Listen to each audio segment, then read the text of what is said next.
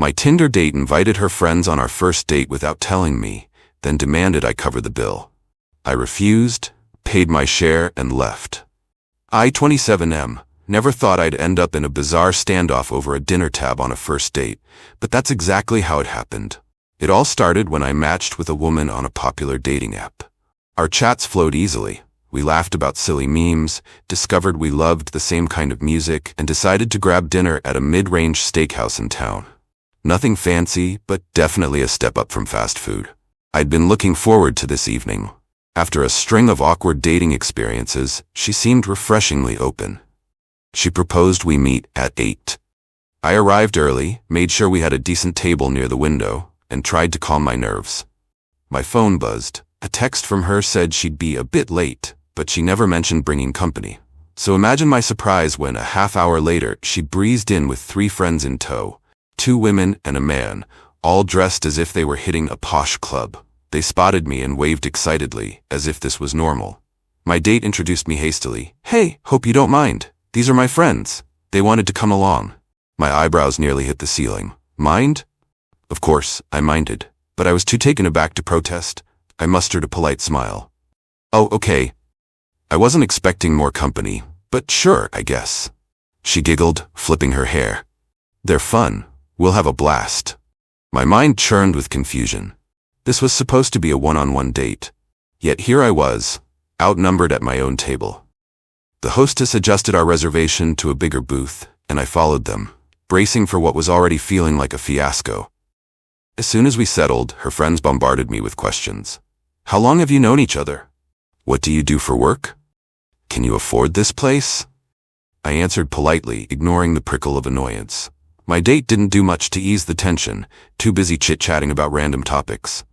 Meanwhile, the server handed out menus, and they started ordering cocktails, appetizers, main courses, expensive stuff without hesitation. My heart sank. It looked like they were feasting on my dime.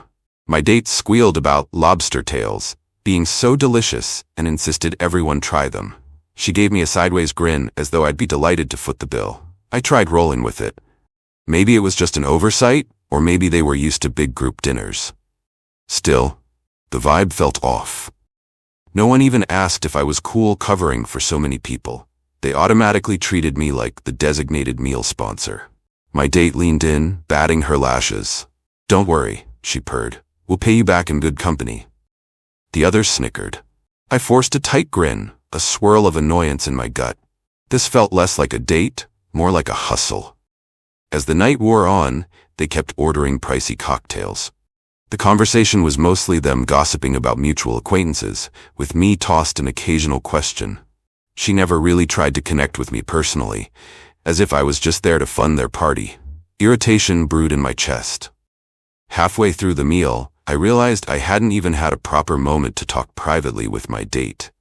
It was all her friends dominating the conversation, laughing loudly, occasionally nudging her to make me buy more. Maybe they thought I was some sort of sugar daddy. Meanwhile, the bill was ballooning. Each new round of orders felt like a new jab at my wallet. I began to suspect they'd done this before, luring unsuspecting guys to fancy spots, then sticking them with a massive check. Our server, noticing my unease, discreetly asked if we'd like separate bills. Before I could respond, one friend declared, "No, we'll take one bill, thanks."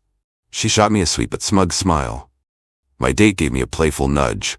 "Oh, come on, you got this, right?" The group chuckled. My patience frayed. I pressed my lips together. This was beyond rude.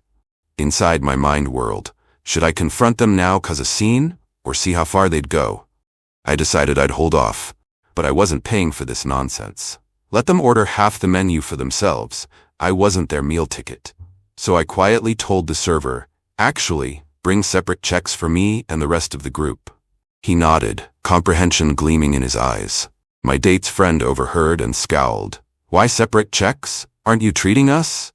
The nerve of her tone almost made me laugh. I calmly answered, "I'm more than happy to pay for my share, but I didn't invite you guys. I came here for a one-on-one date." The friend made a face, offended. "Wow, cheap much?" Another friend chimed in, "Couldn't you have told us earlier? This is awkward." My date sat there, looking slightly rattled, but then found her voice. "We all came for you and me to have a fun night. They're my besties. It's normal to treat them. My patience snapped. Not in my world, it's not. You never mentioned bringing them, let alone expecting me to pay for everything. Her expression hardened.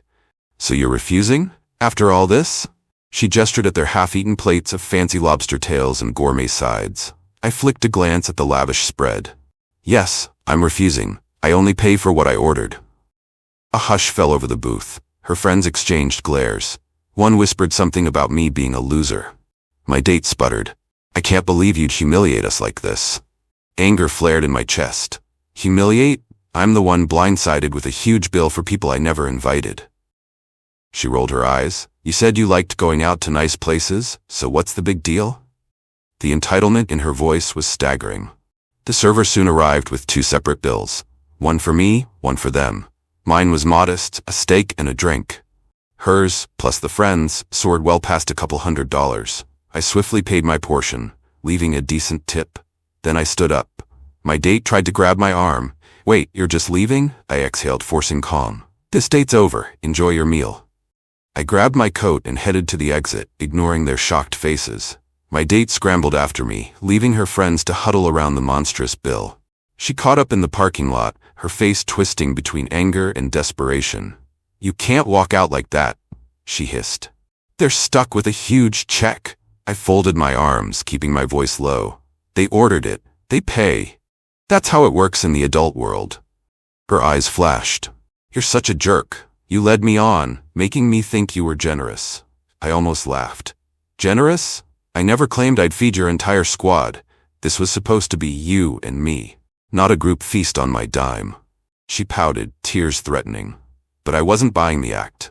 Look, if you think I'm some ATM, you're wrong. With that, I unlocked my car, ignoring her attempts to keep the argument going. She cussed me out under her breath. Cheap, worthless date. I slid into my driver's seat, fired up the engine. Her final words before I drove off were, "You'll regret this." But the only regret I had was wasting my evening with her. The next morning, my phone blew up with texts from her and her friends. They took turns insulting me, claiming I betrayed them. Betrayed? They'd literally tried to corner me into paying for a lavish group meal, their texts dripped with entitlement, calling me stingy, saying I ruined the vibe. I was half amused, half irritated.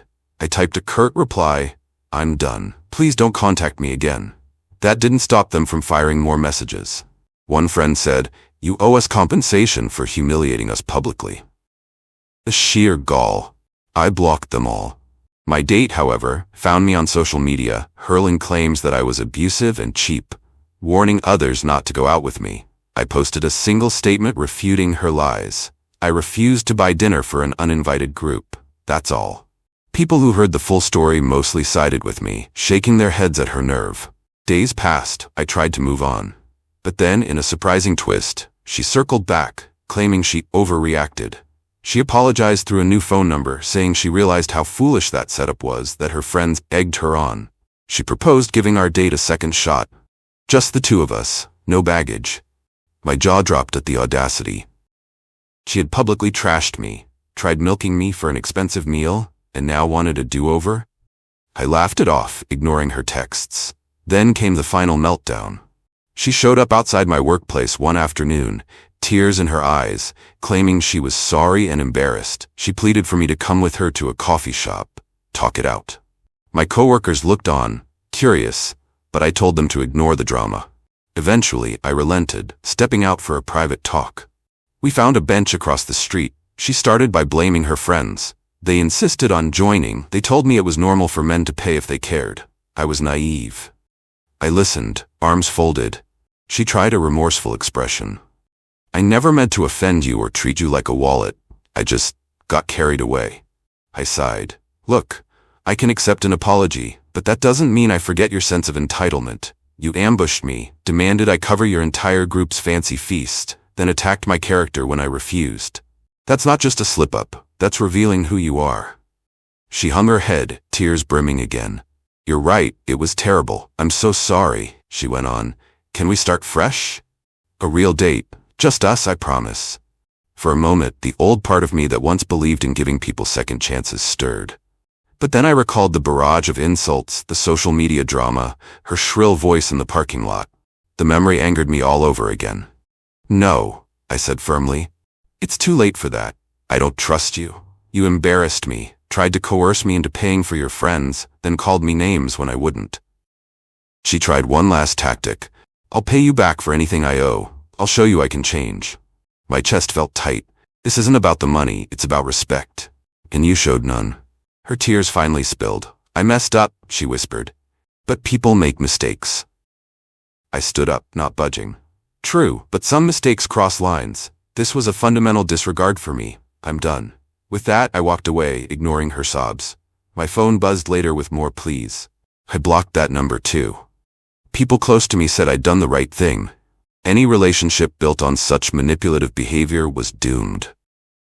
Part of me felt a pang of sympathy, but the majority was relieved. I recognized I'd escaped a toxic situation before it got worse. Over the following weeks, she attempted a few more stunts, dropping by my apartment unannounced, leaving lengthy notes about how she grew up with the idea men always paid. I saw it as more excuses. She publicly apologized on social media too, but it seemed more about saving face than genuine contrition. I maintained my distance, staying firm in my decision. Finally, the messages stopped. I heard from a friend that she moved on to some new fling, maybe still trying to replicate that scheme. Good luck to her next target. I felt no sympathy for someone who tried to manipulate me into a ridiculous group bill. If she considered a big forced tab as a measure of affection, she'd have to find another fool.